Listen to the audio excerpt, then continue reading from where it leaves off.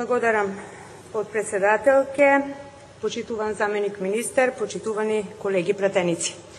Денес, поточно деновиве, имаме на дневен ред една контраверзна расправа по една неочекувано очекувана работа.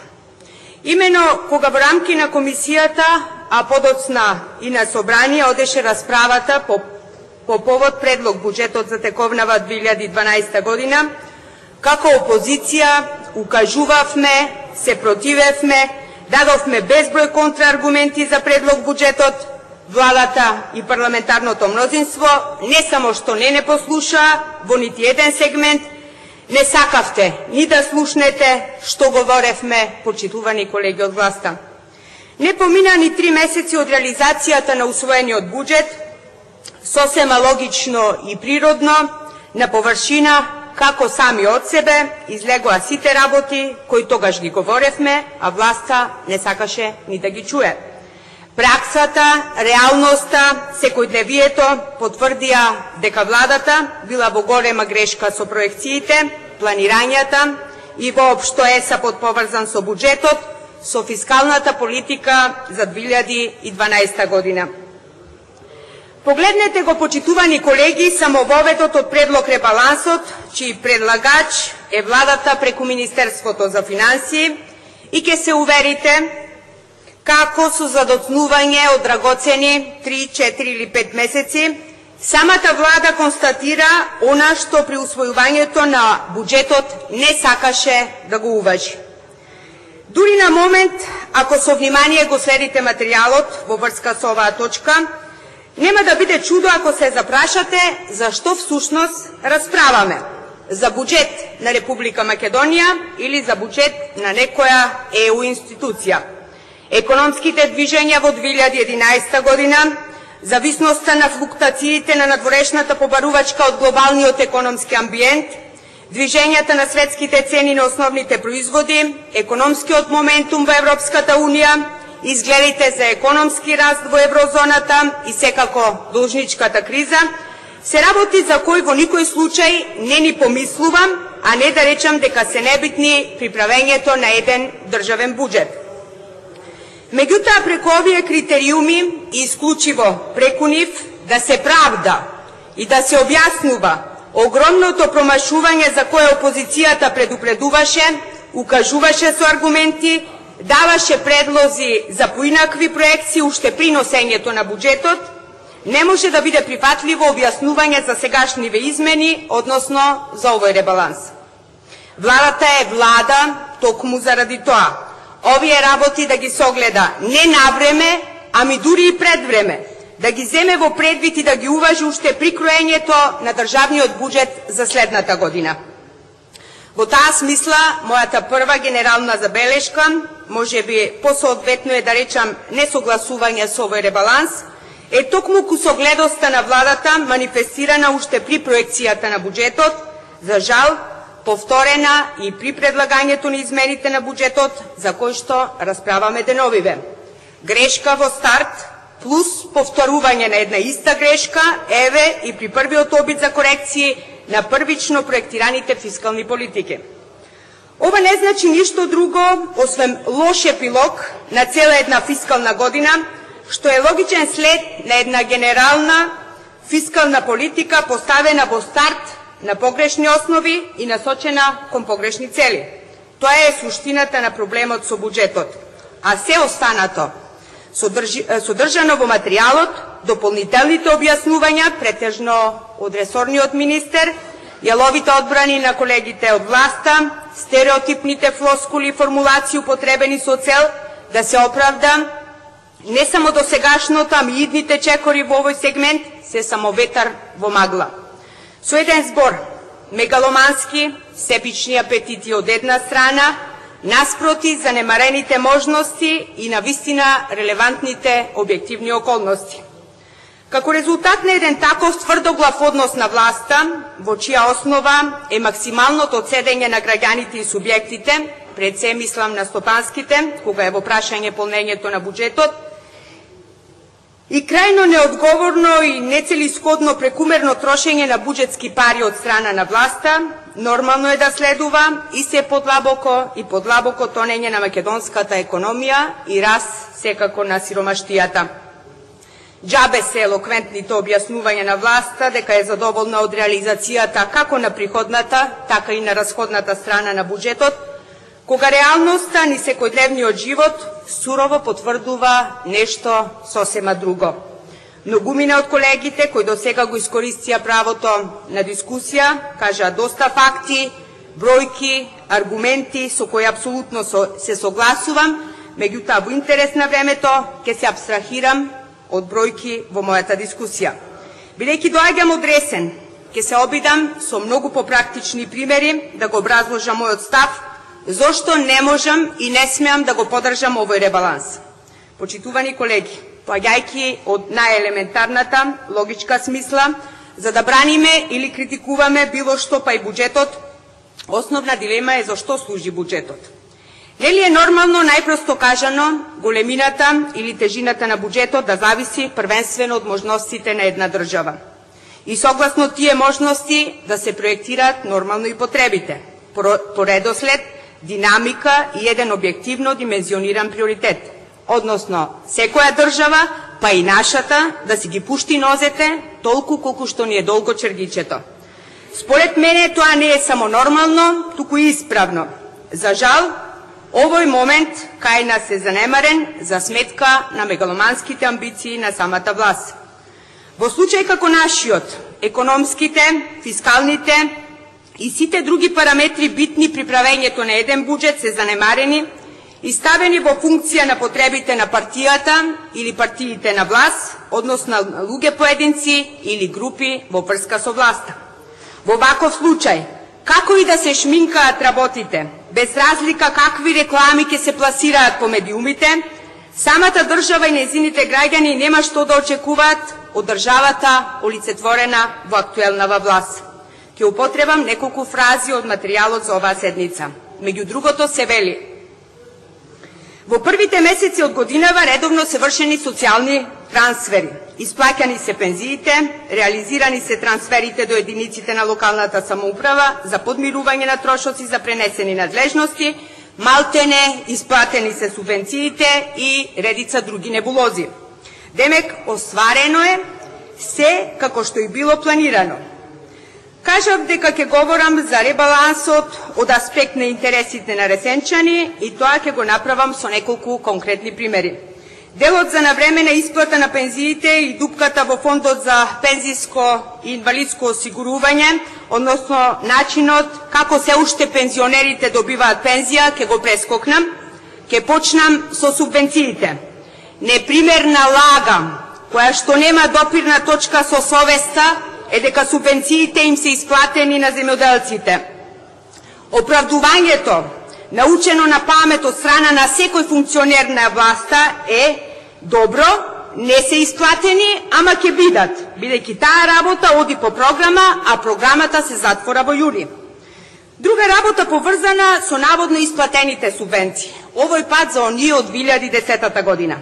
Сакам сите колеги и целата јавност која следи седницата да знаат, иако не ни помислувам дека не знаете, дека 447 земјоделци од Ресен и Ресенско прво им беа исплатени субвенциите, за да после тоа парите им бидат побарани назад со образложение дека наводно се работело за грешка. Грешката била во тоа што во апликативните формулари за субвенции земјоделците напишале овошен, тире јаболков назад, а требало демек само овошен, без јаболков. Заради таква една техничка, печатна, како сакате наречете ја грешка, овие 447 мои сограѓани место да добијат помош од државата, која по закон и по програма им следува, сега се должници кон државата и треба да вратат пари кои ни самите поима немаат од каде да ги најдат. Плюс на основниот долг нафатирани плюс под 200 евра камата. Врти случаи, ем наводно субвенции дадовте, ем пак и во печалба ке сте. Втор пример од социјалната сфера. Министерот вели редовно се вршени социјалните трансфери. Ајде да му поверувам. Меѓутоа, во исто време прашувам, колку граѓани на број од општина Ресен на почетокот на годинава добија решенија со кои се задолжуваат да вратат за нив вртоглави суми на пари. Сушност, да ја вратат целата сума која со месеци или години ја добивале на име на социјална помош по одреден основ, само заради тоа што во текот на минатата 2011 година преку трансакциона сметка на носителот на социјалната помош поминале 1000 или можеби 2000 денари, затоа што биле половина или цел месец работно ангажирани. На колку болни стари, почитувани колеги, им е укинато правото на надоместок за помош и нега. Баш ме интересира која е таа бројка на граѓани и кое е објаснувањето на социјалната компонента на фискалната политика што ја води владата на Република Македонија. Дали знаете дека директорот на Центарот за социјални работи во Ресен им го укина правото на користење на 1400 денари за превоз на децата со посебни потреби и ги тера родителите сами да ги сносат трошоците за превоз, не водејќи сметка за нивната социјална положба. Тоа што после укажувањата на дел од жалби за овој апсурден кушлус, социјалната помош на граѓаните пак е драстично намалена, е приказна сама по себе, меѓутоа тоа во некоја наредна прилика. Трет пример како на дополнување на вториот. Дали воопшто и кога конечно ќе бидат социјалните станови за бегалците сместени некогаш во туристичка, денес во руинирана населба. Ова на бегалците од Мала Преспа секој изборен циклус им го ветува Коњановски. Четврт пример.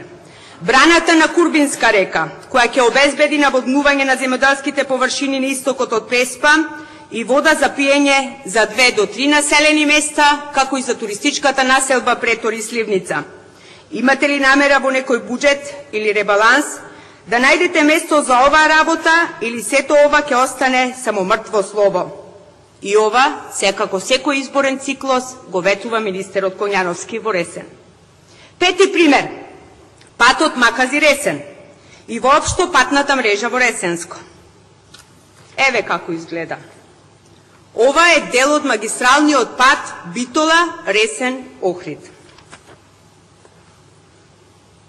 Во 21 век, кога предлагате и носите закони за развојни туристички зони, чија цел е наводно да донесат туристи во Ресен, во Преспа и во останатите туристички места во земјава, тешко е да ме убедите дека овој закон нема задна намера, само да се одземе земјиштето од граѓаните под багателни цени, затоа што до Ресен невозможно е безбедно да се патува, зашто место асфалтни патишта имаме буквално патишта со кратери.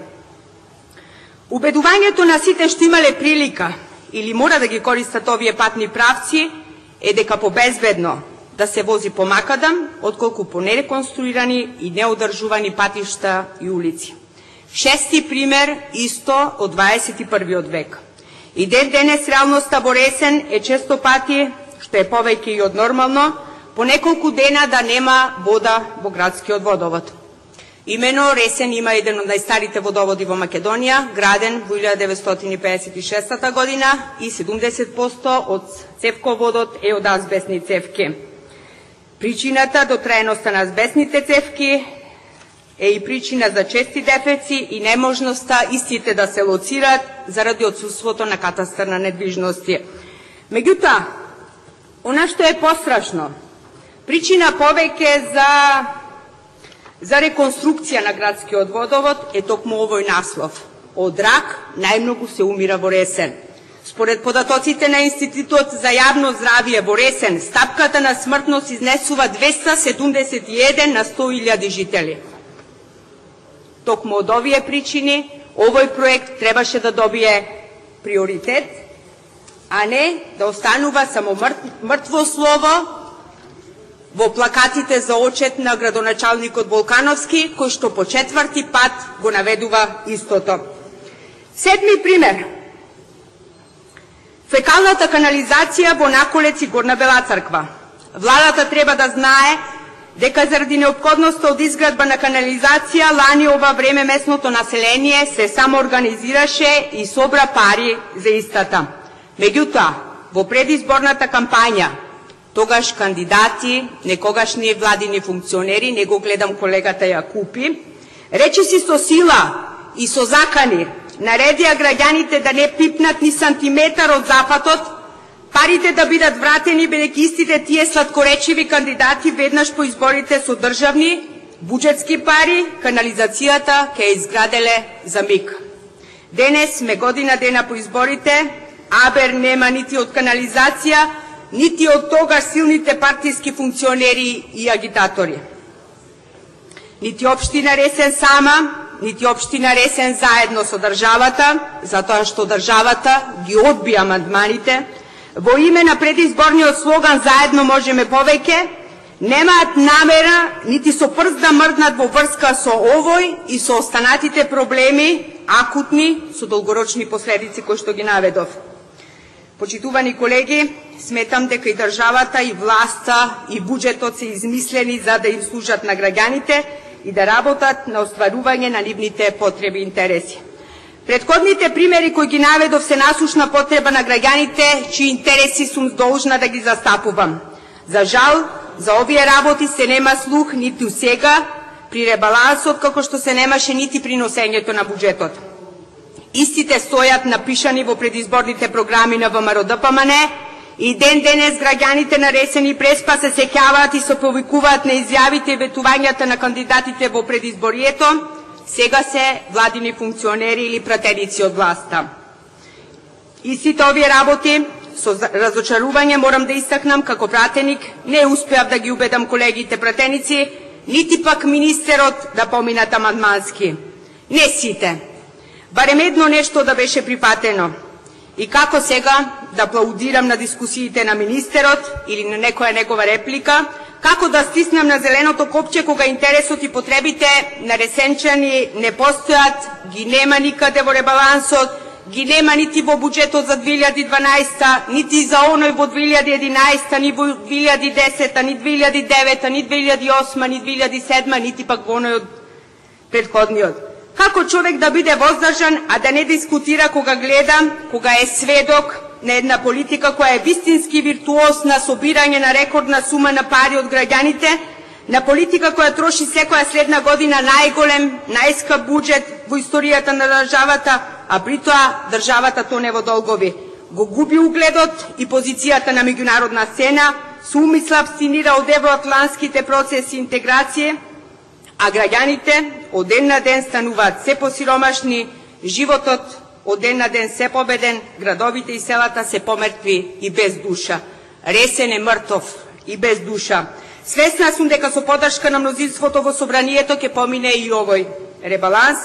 Жалам што власта немаше волја да прифати барем еден предлог од опозицијата и макар амандмански да ја променеше за милиметар својата мегаломанска и себична фискална политика, правејќи услуга, правејќи мало, ама корисно добро, макар и за десетина обични граѓани на оваа држава.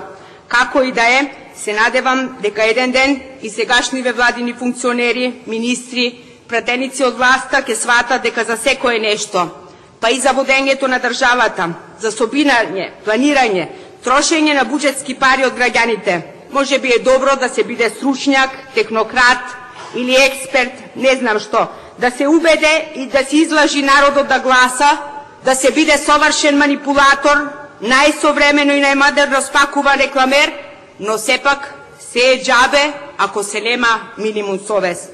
По моје длабоко убедување, кога е во прашање буџетот за 2012 или конкретно овој ребаланс, има премногу од се, ама нема ни трунка совест. Јас ке гласам против ребалансот од проста причина што овој и ваков ребаланс е во најмала рака